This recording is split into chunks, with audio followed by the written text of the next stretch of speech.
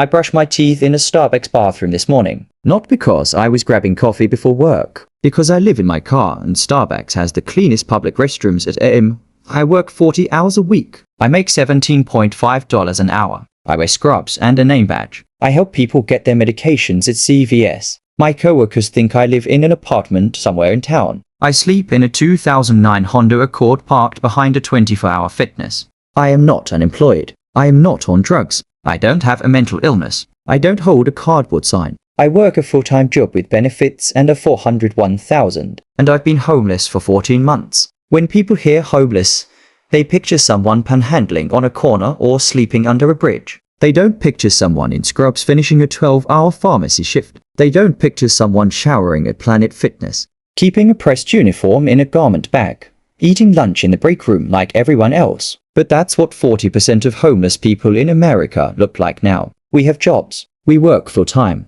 We just can't afford rent. I am one of 580,000 homeless Americans, but I'm also one of millions more who are one emergency away from joining me. People working full-time who sleep in cars, motels, shelters, or on couches. Because housing costs have become mathematically impossible on working-class wages. I make $36,400 a year before taxes. In my city, a one-bedroom apartment costs $1,800 a month. That's $21,600 a year just for rent. After taxes, I take home about $28,000. Even if I paid nothing else, no food, no gas, no phone, no car insurance, I still couldn't afford it. The math doesn't work. It hasn't worked for years. And it's not just me. Millions of Americans work full-time and can't afford housing. This is what working homelessness looks like. I grew up in Riverside, California. Inland Empire, hot summers, affordable housing, working-class families. My dad worked warehouse logistics for Target. My mom was a home health aide. Between them, they made about $65,000 a year. We lived in a 3-bedroom rental house. It wasn't fancy. Built in the 1980s. Single story, small yard, but it was ours. The rent was $1,100 a month when we moved in 2005. By the time I graduated high school in 2015, it was $1,450. My parents weren't poor, but they weren't comfortable either. Every month was tight. Unexpected car repairs meant skipping bills. Medical COPs went on credit cards. There was no vacation fund, no emergency savings. But we had a roof. We had stability. I was an okay student. Not honors, not struggling, just average. I got a 2.9 GPA. I didn't know what I wanted to do after high school. College seemed expensive and pointless if I didn't have a career plan. My guidance counselor suggested community college. Get your general ed done cheap. Figure out what you want. Transfer to a 4-year if you need to. It made sense. Riverside City College was $46 per unit. I could work part-time and pay as I went. I enrolled in 2015. I worked at Target, same warehouse my dad worked at. I made $10 an hour stocking shelves overnight. 25 hours a week. I'd go to class during the day, sleep a few hours, work PM to AM, repeat. I took classes for 2 years. General ed, mostly. English, math, history, biology. I still didn't know what I wanted to do. I was just checking boxes, hoping something would click. In 2017, my mom got diagnosed with diabetes, type 2. She needed medication, doctor visits, dietary changes. The medical bills started piling up. Even with insurance, the COPs and prescriptions were killing my parents financially. I started thinking about healthcare jobs. They paid better than retail. They were stable. There was always demand. I looked into pharmacy tech certification. It only required a few months of training and a test. The pay was $15 to $18 an hour, better than Target.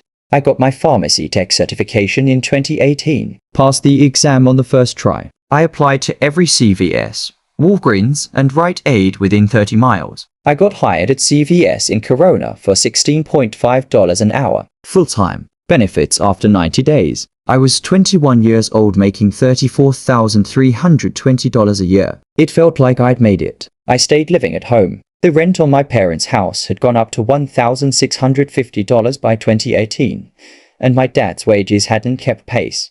I paid them $400 a month to help cover rent and food. It wasn't much, but it helped. I worked at CVS for 3 years. The job was fine, repetitive, but not terrible. Count pills, label bottles, answer phones, deal with insurance companies. I got good at it. I got promoted to senior tech in 2020. My pay went up to $17.5 an hour. I was making $36,400 a year. In 2020, that felt decent. I wasn't rich, but I was contributing at home. I had health insurance.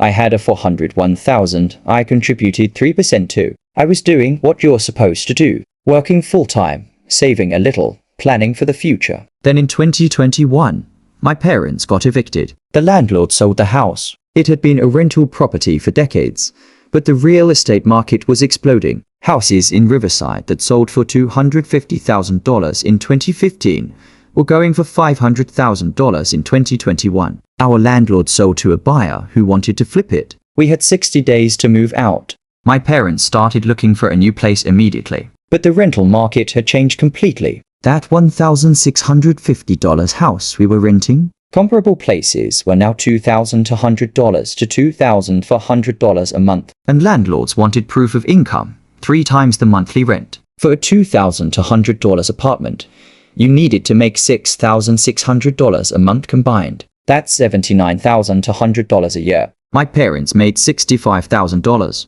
They didn't qualify for anything in a safe neighborhood. They looked at cheaper places. Farther out, Paris, Hemet, Moreno Valley. Even those were $1,800 to $2,000. And many landlords wouldn't rent to anyone with an eviction on their record. We didn't have an eviction. The landlord sold the property, but it showed up on rental applications the same way. My parents applied to 23 places in 60 days. They got rejected from all of them. Too expensive, credit not perfect, or someone else offered more money upfront. The rental market was bidding wars. People were offering 6 months rent in advance just to secure a place. My parents didn't have 6 months rent saved. They had maybe $3,000. By day 55, they were desperate. They found a 2-bedroom apartment in a rough part of Riverside for $1,850 a month. It was old, poorly maintained, bars on the windows, but it was available. They took it. The move wiped out their savings. First month, last month, deposit, moving costs. They were starting over at zero. With higher rent and no cushion, I kept paying them for $100 a month. It helped, but barely. My dad picked up extra shifts. My MAN took on more clients. They were working constantly just to stay housed. I wanted to help more, but I was barely making it myself. Then in January 2022, my car broke down. Transmission failure. The repair cost was $3,200. I didn't have $3,200. I had maybe $1,800 in savings. I needed my car for work. CVS was 8 miles from my parents' place. No public transit route. I put the repair on a credit card at 20% interest. I'd pay it off eventually. I told myself, at least I could keep working. But now I had a $180 monthly minimum payment on top of everything else. My budget was destroyed. I was bringing home about $2,300 a month after taxes, paying my parents for $100, car payment $180, car insurance $140, phone $75, gas $160, groceries and basics $300. That left me $1,045 a month. I wasn't saving anything anymore. I was just surviving month to month. In March 2022, my parents told me they couldn't afford the apartment anymore. The rent had gone up to $1,950, a $100 increase. Combined with everything else, they were drowning. They were considering moving in with my aunt in Arizona. Cheaper cost of living. They could reset. But that meant I couldn't stay with them. I'd lose my housing. I started looking at apartments I could afford on my own. Studios in Riverside were $1,200 to $1,400. I made $2,300 a month. Even the cheapest studio would take half my income. After car payment, insurance, gas, phone, utilities, and food, I'd have maybe $200 left. No room for error, no savings. One emergency, and I'd be evicted. I applied anyway. I applied to 14 studios and 1 bedrooms. All rejected. Credit score wasn't high enough. The transmission repair had tanked it. Income wasn't high enough. They wanted 3 times rent. Most wanted first, last, and deposit. $3,600 to $4,200 upfront. I didn't have it. I looked at rooms for rent. Craigslist, Facebook Marketplace, spare room. Rooms in shared houses were $700 to $900 in Riverside. More affordable, but most wanted proof of income, deposits, background checks, and many were sketchy. Overcrowded houses, landlords renting out garages illegally, unsafe neighborhoods. I found one room for $750. Shared house with for other people. One bathroom. The guy showing it seemed fine. I filled out the application. He said he'd let me know. A week later, he stopped responding. I later found out he rented it to someone who offered 2 months upfront in cash. In May 2022, my parents moved to Arizona. They couldn't wait any longer. The apartment was killing them financially, and my aunt had room. They packed up, said goodbye, and left. I had 2 weeks to figure out my situation. I couldn't afford any apartment or room I'd applied to. I didn't have money for deposits. My credit was shot. I had no CO signer. My options were gone. I started sleeping in my car. At first, I told myself it was temporary. Just a few weeks until I figured something out. I keep working, keep saving, find a room eventually. I parked in the CVS parking lot the first night. I figured it was safe since I worked there. At AM, a cop knocked on my window. He asked what I was doing. I explained I worked there, just taking a nap. He ran my license, told me I couldn't sleep there, and said if he saw me again, he'd cite me for trespassing. I moved to a residential street a few blocks away. That first week, I moved every night. I'd park in a different neighborhood, try to sleep a few hours, wake up to go to work. I kept my gym membership at 24-hour fitness, $40 a month. I showered there every morning before work. I kept my work clothes in a garment bag in my back seat. I'd change in the gym locker room, brush my teeth, try to look presentable. No one at work knew. I ate 1 meal a day during my shift. CVS had a microwave. I'd bring ramen or canned soup, cheap, filling. I stopped eating breakfast and dinner to save money. I needed every dollar to keep my car running, keep my phone on, keep gas in the tank. The car became everything. My bedroom, my closet, my only shelter. If it broke down, I was completely screwed. I lived in constant fear of mechanical failure. I found safe places to park. Walmart parking lots were the best. Open 24 hours. Well lit, lots of cars. Security usually didn't bother you if you parked away from the entrance. I'd park there 3 or 4 nights a week. Other nights, I'd park behind the 24-hour fitness, close to the showers, decent lighting, fewer cops patrolling. I learned to avoid residential neighborhoods. Neighbors call cops on cars that don't belong. I learned to avoid parks. Cops patrol at night looking for homeless people. I learned which gas stations had open bathrooms, which fast food places let you use the bathroom without buying anything, which Starbucks opened earliest. I became an expert in surviving while invisible. Nobody at CVS knew. I showed up on time, did my job, made small talk. When coworkers asked about my weekend or where I lived, I kept it vague. Oh, just relaxing at home. I live over in Riverside. I never invited anyone over. I never made plans outside work. I kept people at a distance so they wouldn't ask questions. The shame was constant. I wasn't homeless because I was lazy or irresponsible. I worked 40 hours a week. I had a job people considered essential during the pandemic, but I couldn't afford housing. And I couldn't tell anyone because homeless people are treated like failures, like we did something wrong, like we deserve it. Summer 2022 was brutal. Riverside gets up to 110 degrees. My car had no air conditioning. It broke years ago, and I couldn't afford to fix it. I'd sleep with the windows cracked, sweating through my clothes. Waking up dehydrated, I bought a cooler and kept ice water in it. I'd pour it over my head in parking lots at AM just to cool down. Winter was harder in different ways. Cold nights in the 40s. I had a sleeping bag, but it wasn't enough. I'd run the car engine for heat, but I couldn't afford to waste gas. I'd wake up shivering, joints aching, exhausted before my shift even started. I got sick in December. Some kind of flu or cold. I couldn't take time off. I couldn't afford to miss work. CVS gave me a 50-cent raise in 2023, $18 an hour, an extra $1,040 a year. It didn't cover inflation. It didn't cover rent increases. It meant nothing. I kept living in my car because I had no other choice. I've been homeless for 14 months now. 14 months of sleeping in my car. 14 months of showering at the gym. 14 months of hiding my situation from everyone I know. 14 months of working full-time while having no home to go to. And here's what I've learned. The system is designed this way. Housing costs have increased 40% since 2019. Wages have increased 15%. The math doesn't work. It can't work. Minimum wage in California is $16 an hour. That's $33,280 a year full-time. The average rent in California is $2,200 a month. That's $26,400 a year. You'd need to make $79,200 to afford that at the recommended 30% of income for rent. No one making minimum wage can afford housing in California.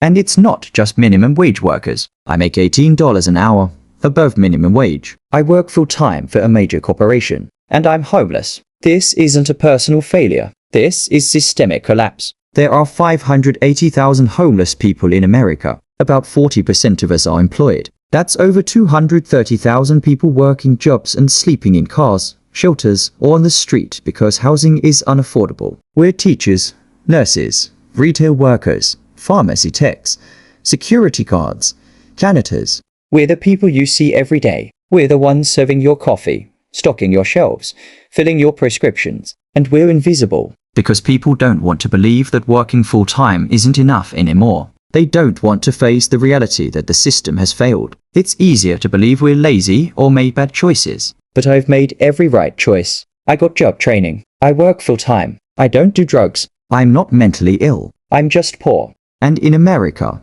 being poor means you don't deserve housing. Landlords want 3 times the rent in income. Deposits cost thousands. Credit checks disqualify anyone who's struggled. The system is designed to keep poor people out. Once you fall behind, there's no way back up. I've applied to 73 rooms and apartments in 14 months. All rejected. Too poor, credit too low. No rental history, can't afford deposits. I'm trapped in my car because the barrier to entry is impossibly high.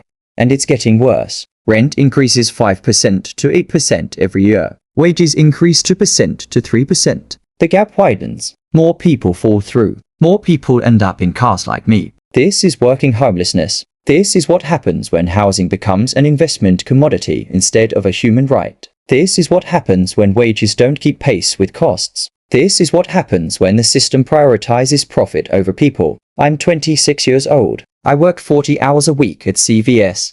I make $37,440 a year, and I sleep in my car. Because a 1-bedroom apartment costs $1,800 a month and I can't afford it. Because studios cost $1,400 and landlords won't rent to me. Because rooms cost $900 and someone always offers more money upfront. Because I can't save enough for a deposit while paying for gas, food, car insurance, and gym membership to shower. The math doesn't work. It will never work at these wages. And I'm not alone. Millions of Americans are one emergency away. 1 medical bill, 1 car repair, 1 rent increase, and they're in their car too. The middle class doesn't exist anymore. There's wealthy and there's barely surviving. And if you're barely surviving, 1 bad month makes you homeless, even with a full-time job. I think about how my parents' rent was $1,100 in 2005. That same house would rent for $2,600 now. Their wages haven't doubled. Mine haven't doubled. But housing costs have. And nobody with power cares.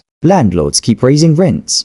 Because they can. Companies keep paying poverty wages because they can. And workers keep falling into homelessness because the system offers no protection. No rent control that actually works. No wage increases that match inflation. No affordable housing being built. Just endless cycle of working people becoming homeless while landlords and corporations profit. I don't know how this ends for me. I can't keep living in my car forever. My body is breaking down. Back pain from sleeping in a seat. Constant exhaustion. Frequent illness from stress and poor nutrition. My mental health is deteriorating. Depression, anxiety, hopelessness. I think about leaving California, moving somewhere cheaper. But I don't have money to move. I don't have savings for deposits in another state. I'm trapped here. Trapped in my car. Trapped in poverty. Trapped in a system that doesn't care if I live or die as long as I show up to work every single day and do my job without complaint.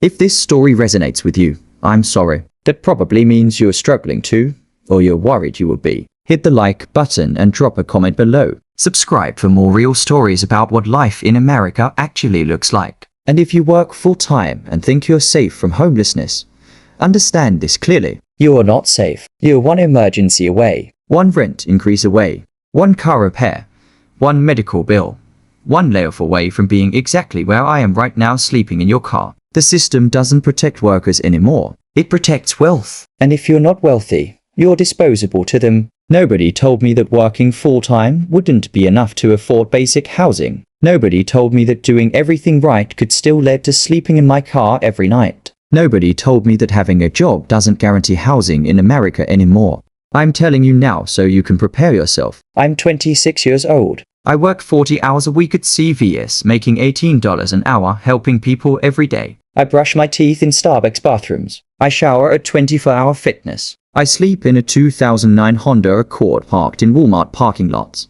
I have no home to go to after work because I work full-time in America.